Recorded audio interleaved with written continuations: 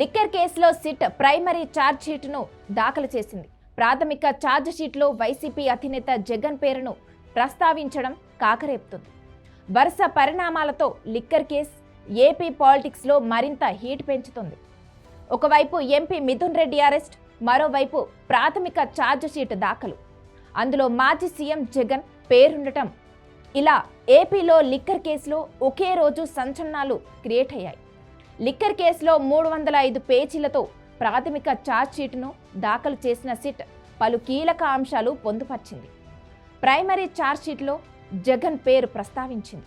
ఆయనకు తెలిసే liquor scam జరిగిందని పేర్కొంది. కేసులో మరో 8 మందిని నిందితులుగా చేర్చింది.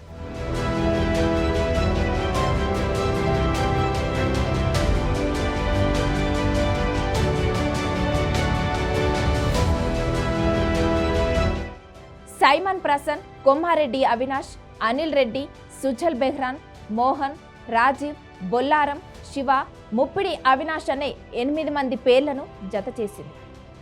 తాజా జాబితాలో లిక్కర్ కేసులోని నిందితుల సంఖ్య 48కి చేరింది. ఈ కేసులో ఇప్పటికే 11 మందిని అరెస్టు చేసిన సిట్ వారిని అనేక సార్లు విచారించింది. వాళ్ళ వాగ్మూలాలు, రిమాండ్ రిపోర్ట్లు, 100కు పైగా ఫోరెన్సిక్ ల్యాబ్ నివేదికలు, ఎలక్ట్రానిక్ పరికరాలను జత చేసి కోర్టుకు సమర్పించారు. 268 మంది సాక్షులను విచారించి సేకరించిన సమాచారంతో పాటు 62 కోట్ల రూపాయలను సీజ్ చేసినట్లు పేర్కొంది. మరో 20 రోజుల్లో 2వ ఛార్జ్షీట్ దాఖలు చేసే అవకాశం ఉంది. అయితే ఏపీ లిక్కర్ కేసులోని నిందితులంతా జగన్కు పరిచయస్తులేనని ప్రైమరీ ఛార్జ్షీట్లో సిట్ పేర్కొనడం ఆసక్తిగా మారింది.